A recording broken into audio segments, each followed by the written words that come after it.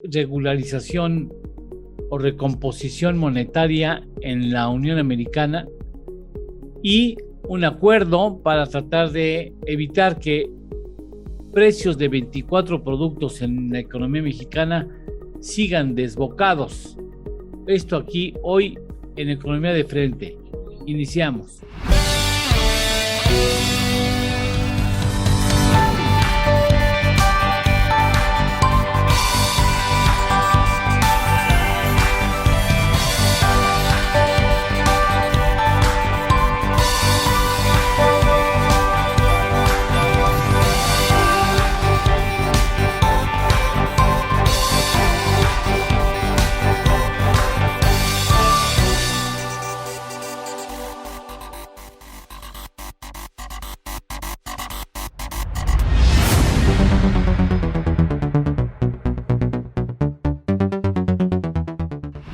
Bueno, primero que nada, muchas gracias a nuestro invitado especial en esta ocasión, Carlos Alberto Núñez. Gracias, director general de Indexity. Gracias por estar con nosotros, estimado Carlos. Eduardo, siempre un gusto. Muchas gracias, Ernesto Félix Santoscoy, conductor del programa. Ernesto, ¿cómo estás? ¿Qué tal, Eduardo? Carlos Alberto, bienvenido. Gracias, bueno, Ernesto. Saludos. Empezamos por la parte más, digamos, global. La FED. Desafortunadamente, el programa se graba cuando aún no sabemos la decisión de la FED en el sentido de en qué magnitud incrementaría la tasa de interés de referencia, pero bueno, podemos inferir que sería o de medio punto porcentual y en una de esas de 3/4 de punto porcentual a la mejor, pero bueno, Carlos, ¿cómo la ves? Pues mira, sin lugar a dudas, el consumidor en Estados Unidos, la sociedad en Estados Unidos está tratando de entender qué está pasando. Hay generaciones que no han conocido el concepto de inflación. En consecuencia, pues hoy traen un crecimiento del ritmo de precios muy importante y la FED, pues hemos venido los participantes del segmento financiero nacional e internacional dando ciertas pautas pensando que era inminente 1/4 de punto, después damos como inminente medio punto y hay algunas voces que dicen, oye, sí van a ser 3/4 de punto. ¿Por qué ha sido este escalonamiento? Como la inflación ha venido creciendo de manera muy importante, se encuentra en números, pues no vistas desde hace más de 20, 30 años, pues evidentemente la reacción de la FED tendría que ser agresiva para ver si es posible tratar de empezar a controlar esta situación. Acompañado por supuesto, de este anuncio que se dio hace un par de meses de empezar a disminuir la hoja de balance con alguna cantidad para empezar a controlar esa parte. Entonces, lo que yo estaría esperando es que tengamos un incremento de medio punto porcentual y seguramente ahí la FED podría empezar a valorar si realmente tuvo alguna reacción este incremento. Eso sería lo que yo estaría viendo en primera instancia. Ernesto. Bueno, pues digamos el escenario más probable es que sí haya un incremento de medio punto. Concuerdo también con Carlos Alberto que lo que vamos a conocer hoy es pues, cuál es la intención o la estrategia de la Reserva Federal para recoger dinero, que es lo que se llama reducir la hoja de balance.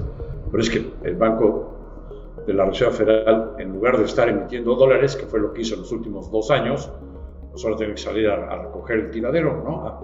A recoger dinero. Porque pues la inflación tan alta, 8,5% traen los americanos, y la inflación al productor más de 11%, y eso a marzo, ¿no? Abril puede que ande arriba del 9%, la inflación al consumidor, y al productor arriba del 12%. Pues se debe principalmente a un exceso de dinero y de gasto de gobierno, de gasto fiscal, ¿no? Que se hizo en el pasado. Entonces empujó o sobrecalentó la economía. Tan es así que el último dato que conocimos del PIB pues fue, en 45 años que tengo de analista, nunca había visto eso. Es tan fuerte la economía, está creciendo tan fuerte la economía de Estados Unidos que el dato del PIB salió negativo. Te han roto paradigmas. Así es. ¿Y por qué salió negativo? Pues porque es tan fuerte la demanda del consumidor norteamericano, y creo que también algo de previsión de las empresas por la guerra de Rusia en Ucrania y el cierre de 40 ciudades, el confinamiento social en 40 ciudades chinas, que deben de haber incrementado también sus compras de insumos, pero la cosa es que las importaciones se dispararon en el trimestre, generaron un déficit fiscal enorme, y entonces pues, en la fórmula del Producto Interno Bruto, pues el déficit comercial se le resta al PIB, entonces resulta que pues el crecimiento de las importaciones es mucho más rápido que el resto de la economía, y como va del lado negativo, pues entonces generó una contracción del 1.4% anualizado en el PIB americano, ¿no? Y pues la cuestión es que no solo queda aquí, sino que pues en el discurso que vamos a conocer del señor Jerome Powell seguramente va a decir que van a seguir aumentando rápidamente las tasas. Tienen que llevarlas lo más rápido posible a lo que se llama la tasa neutral. Y esa tasa neutral se calcula que debe ser algo alrededor del 2,5%. Hoy la subieron apenas al 1.25. Bien, eso da por un hecho que en las próximas oportunidades, o antes, si fuera exigido, la Fed seguirá su tendencia alcista, Carlos, y esto supongo que presiona o da facilidad para que el Banco de México se sienta cómodo en seguir incrementando la tasa de interés en México en medio punto porcentual. Sí, sin lugar a dudas, coincido con los elementos que aporta Ernesto. Estamos ante el inminente inicio de un rally de tasas. Habrá que ver en qué nivel puede suceder. Y recordemos que Banco de México, la única herramienta para poder controlar el tema inflacionario, pues es el incremento de tasas. Entonces, las tasas de México también tendrán algún ritmo interesante de crecimiento. Veamos hasta el momento los incrementos que se han dado en las tasas de interés en México. Es claro que no han sido algún tipo de paliativo para ir controlando la inflación, ¿no? Amén de lo que se propuso el día de hoy por la mañana de parte del gobierno. Pero hasta el día de hoy, el incremento en tasas aún no ha sido un factor que pueda ir controlando o más o menos midiendo la evolución de la inflación. Quisiera hacer una pregunta aquí, Ernesto. A partir de lo que señala Carlos, yo no sé si va a ser útil esas políticas monetarias, tomando en cuenta que hay 2 o 3 factores globales en los que el incremento de tasas no va a tener ningún efecto. Por ejemplo, ataque bélico de Rusia contra Ucrania, suspensión de la cadena de suministro. Yo no sé hasta dónde pueda una política monetaria recomponer esos factores que inciden en la presión inflacionaria. Sí, desde luego que no lo pueden impactar, ¿no? O sea, un incremento de la tasa de interés por parte de la Reserva Federal no va a hacer que el señor Putin se retire de Ucrania, o no va a hacer que desaparezca el COVID en las 40 ciudades chinas y se reabran rápidamente, ¿no? Pero lo que sí hace este incremento de tasas es tratar de decir, aquí estamos como Banco Central y vamos a estarle incrementando el costo del dinero para frenar la demanda de bienes y servicios, estoy hablando de Estados Unidos, y por lo tanto moderar las expectativas, porque también aquí las expectativas en la cuestión de la inflación son la mitad del problema. Si las expectativas se van arriba y se quedan, lo que los economistas le llaman ancladas allá arriba, sí, la misma expectativa de inflación te genera la inflación. Bueno, entonces, básicamente van sobre todo a atacar el que se controlen las expectativas. Permíteme ir a una pausa, hacemos una primera pausa y continuaremos aquí en Economía de Frente.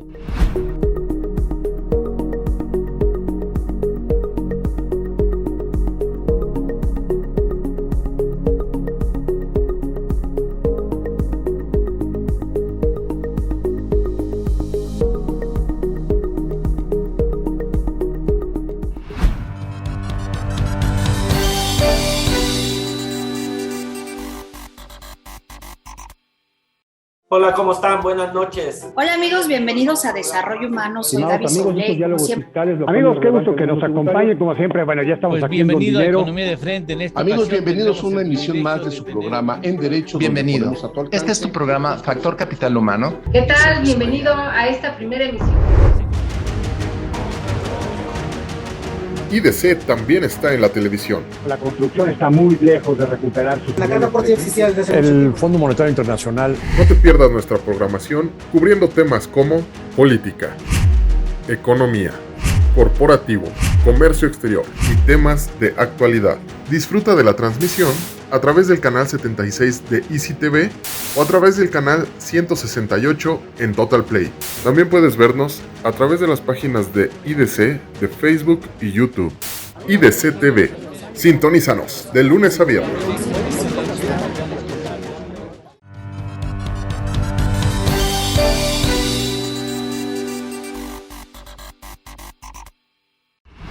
Bien, ahora, en México es importante la inflación, sobre todo porque pega más fuerte en las canastas fundamentales de las mesas mexicanas.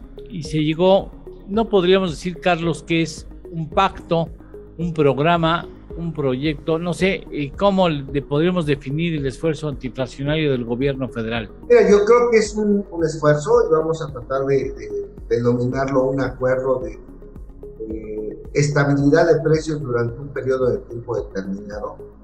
6 meses. 6 meses, en donde, pues, la verdad es que México tiene una experiencia muy vasta en ese contexto. Pues, aquí primero yo creo que habría que analizar cuáles han sido estos factores inflacionarios. Yo, desde mi punto de vista, creo que hay uno que no estamos tomando en cuenta, que es el incremento de los bienes y servicios, de los servicios que tienen restaurantes, tintorerías, talleres mecánicos, o sea, lo que el servicio tiene nosotros en la cotidianidad. Me parece que hay un incremento importante en los precios, que hay una escalada, y yo no sé si son 20 y tantos productos los que van a permanecer con un precio estable durante 6 meses, 24, van a poder contribuir de manera importante. O sea, todos los esfuerzos son bienvenidos, pero yo no sé si este es un paliativo menor para la situación de inflación que tenemos. Ese sería el primer punto, ¿no? Y amén, como bien comentas, pues de lo que está sucediendo en el contexto internacional en cuanto a energéticos, en cuanto a granos, en cuanto a todo lo que pueda estar sucediendo. El presidente señala, y creo que no es ocioso el que lo haga, que esto no es un control de precios y que este plan, el DICEPLAN, no tiene o no tendrá medidas coercitivas. ¿Por qué crees, Ernesto, que haya hecho énfasis en que esto no es un control de precios y no tendrá medidas coercitivas? Y lo hace ante representantes del sector privado. Sí. Hay enormes diferencias contra el pacto, ¿no? Primero voy a concentrar en platicar qué fue esto de los pactos, tanto en la época de Miguel de la Madrid como de Carlos Salinas de Gortari. La inflación estaba descontrolada, ¿no? Llegamos a tener en algún tiempo inflación hasta el 150% interanual. Entonces había que atacar desde sus raíces la inflación, pero también pues, darle una manita con herramientas heterodoxas. Entonces, del lado ortodoxo, pues se hizo un esfuerzo enorme para ir bajando el déficit fiscal, que en un año, un ejercicio fiscal de Miguel de la Madrid llegó a ser 17% del PIB, la diferencia entre ingresos y gastos de gobierno. O sea, era una barbaridad. Y estábamos ahogados en una deuda externa que no teníamos los dólares para pagarlo, ¿no? Y también se acotó con una nueva ley orgánica del Banco de México, en el que el Banco de México ya tenía desde entonces prohibido financiar al gobierno. Pues ahí se empezó a controlar del lado ortodoxo. Pero del lado heterodoxo se juntaron todos los sectores con un fuerte liderazgo del presidente en turno, pero todos los sectores es obreros, campesinos, empresarios y el propio gobierno. Y cada quien en las mesas de negociación iba poniendo algo. Por ejemplo, el gobierno fue bajando el IVA. Los trabajadores contuvieron sus peticiones salariales, Los campesinos pues recibieron subsidios tanto para fertilizantes como para créditos para sembrar, ¿no? Y entonces se pusieron a sembrar y a moderar a cambio sus precios. Y los empresarios, tanto los comerciantes como los empresarios industriales, pues también se apretaron el cinturón, bajaron precios, bajaron márgenes y pues pudieron entre todos pues ir bajando poco a poco las expectativas. Hoy lo que se está planteando es un programa que por un lado ya trae lo que se estaba haciendo, el subsidio a gasolinas, gas y electricidad. Vamos a mantener estos precios ahí. En segundo, dice que voluntariamente entraron varias empresas a tratar de mantener precios justos y además en toda la República. Y luego se está tratando de incrementar la producción en granos, lo cual es muy importante, ¿no? La mejor fórmula para bajar los precios es incrementar la producción. Producir, claro. ¿No? Y para poder incrementar esa producción, pues se está subsidiando el sulfato de amonio, la cuota compensatoria que se llama. También, ¿no?, para incrementar la oferta de fertilizantes, porque pues, Rusia y Ucrania son productores de fertilizantes importantes. Y entonces está faltando el fertilizante. Entonces me parece que sí, hay un esfuerzo, para nada se parece al pacto, no se lograron sentar aquí a todas las partes, no hay el liderazgo incluso, yo diría, para hacerlo, ni el gobierno está planteando poner algo en la mesa. O sea, sería más fácil bajar la inflación si el gobierno baja 5 puntos el IVA, ¿no? Planteas un asunto interesante. Hay forma de atacar la inflación de distintos ángulos. Y es cierto, y me gustaría que Carlos nos comentara, el gobierno, ¿qué pone por gobierno?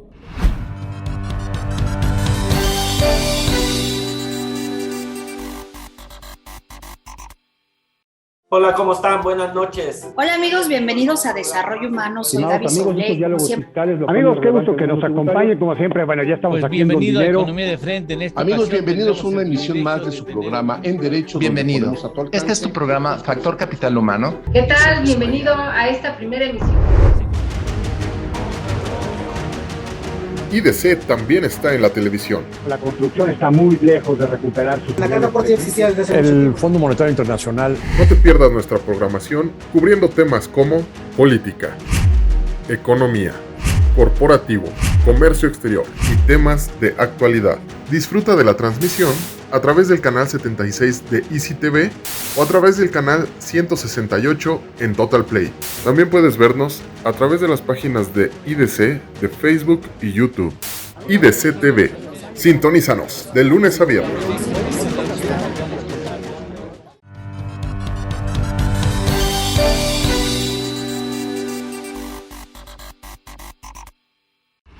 ¿Hubiese sido interesante que hubiera puesto algo el gobierno, Carlos? Sin lugar a dudas, hoy lo que está poniendo pues, es simplemente la aparente coordinación o hacer una invitación a algunos agentes económicos para hacer un ejercicio inicial. Pero por supuesto que el gobierno podría tener algunos elementos adicionales que sí podrían tener. Mira, los últimos... Hace 22 años que México no tiene inflaciones superiores a 2 dígitos. Hemos transitado estos años con inflaciones de 1 dígito, con cierta estabilidad. Y entonces, evidentemente, bien comentaba Ernesto, el tema del IVA, pero hoy la parte de la recaudación del gobierno federal es un sensor muy importante para ellos, entonces por ahí no va. Podría haber convocado y tratar de controlar más a los principales agentes financieros, identificando el cúmulo de causas que influyen en la inflación, como bien te decía yo, los servicios, con algunas partes que al final del día, incluso el cobro de servicios que tiene el propio gobierno, pudiera tener algún tipo de control en ese sentido, ¿no?, que aportara. Entonces, cuando haces un esfuerzo que se puede acercar a un concepto tipo pacto, probablemente el resultado va a ser mucho mejor. Este es un esfuerzo, hay que verlo como una primera aportación con algún sector comercial como son las cadenas, pero aquí hablaban ellos de la canasta básica. Yo creo que este concepto de canasta básica ha venido evolucionando porque la canasta básica que tenemos en un sector rural o en un urbano o en un sector turístico son completamente distintos. Entonces, pues nos faltan ellos. Sí. Bueno, Ernesto. Sí, sí está poniendo el gobierno algo, sí es el sacrificio fiscal que implica el subsidio a energía. Y se nos olvida, y es enorme, ¿eh? Nada más de gasolina se calcula 400,000 millones de pesos. En términos, si lo extendiéramos en el año. Así es. Pero hay otro subsidio en el gas importante y en las tarifas de energía eléctrica para las familias. Entonces sí está poniendo algo el gobierno. Ahora, oye, por cierto, pero el IVA trae una caída en la recaudación del IVA muy fuerte por las devoluciones que está haciendo. Perdón. Y no te iba a decir nada más para aclarar, porque tú bien lo señalaste. En términos anuales son 400,000. Si lo llevamos al tema diario, sería en promedio un subsidio en gasolina solamente de 1,111 millones de pesos. Diariamente, perdón por interrumpir. No, o sea, sí está poniendo su parte. Lo cual es peligroso, porque ¿cuánto tiempo puede aguantar? Sí. ¿Cuánto tiempo aguantaría, según tu punto de vista? ¿Cuánto más puede aguantar, Carlos? No lo sé, fíjate. La verdad es que ha sido sorprendente, aunque han sido muy exitosos en el tema de la recaudación, pues es que este apoyo al subsidio ya tiene aproximadamente más de 2 meses. Entonces es una cantidad muy relevante. Aquí es de donde realmente la recaudación nos está dando para tener estos subsidios. No nos está dando. Sí, no. Entonces ahí hay un foco adicional que es materia incluso de discusión.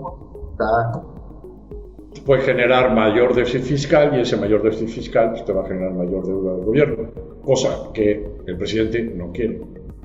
Más bien están empeñados en tener una menor relación deuda sobre PIB para este año, que esté abajo del 50%, ¿no? Sí. Y bueno, pues como se había presupuestado un crecimiento de la economía de más del 4%, que les iba a dar un incremento en la recaudación muy fuerte, pues si la economía, en la última encuesta de Banamex entre economistas del sector privado, ya el consenso anda en 1.6, que es como salió el PIB preliminar al primer trimestre también, 1.6. Pues con ese crecimiento tan bajo de la economía, pues va a ser muy difícil que logren la captación fiscal. Ese es un gran tema, es un gran tema porque hoy los criterios económicos se ven alterados conforme se hizo el presupuesto por estas circunstancias. Entonces el panorama hoy en día de cuando se planteó y se planeó ya no existe. Ya cambió. ¿No tendría que hacerse un ajuste en ese sentido? ¿Reconocer que han cambiado las variables y que hay que hacer algún ajuste presupuestal? Mira, yo pienso que el secretario Rogelio es bastante inteligente. Él no cree en los controles de precio, por eso más bien habla de incrementar la producción de granos y la producción de fertilizantes, ¿no? Y creo que está reservando el recorte para después de las elecciones. Sí. Porque creo que si se le ocurre hacerlo antes, no, ya siempre sí vamos a crecer solo al 1,5, ya les va el recorte del gasto. Y lo hace ahora, mañana lo corre en la mañanera. Sí. ¿No? Sí, es que, imagínate el papel del secretario de Hacienda. No te dejan incrementar los precios de la gasolina que tú estás importando cada vez más cara, o del gas. Sí. No te dejan incrementar impuestos, no te dejan endeudarte. Pues lo único que puedes hacer es recortar.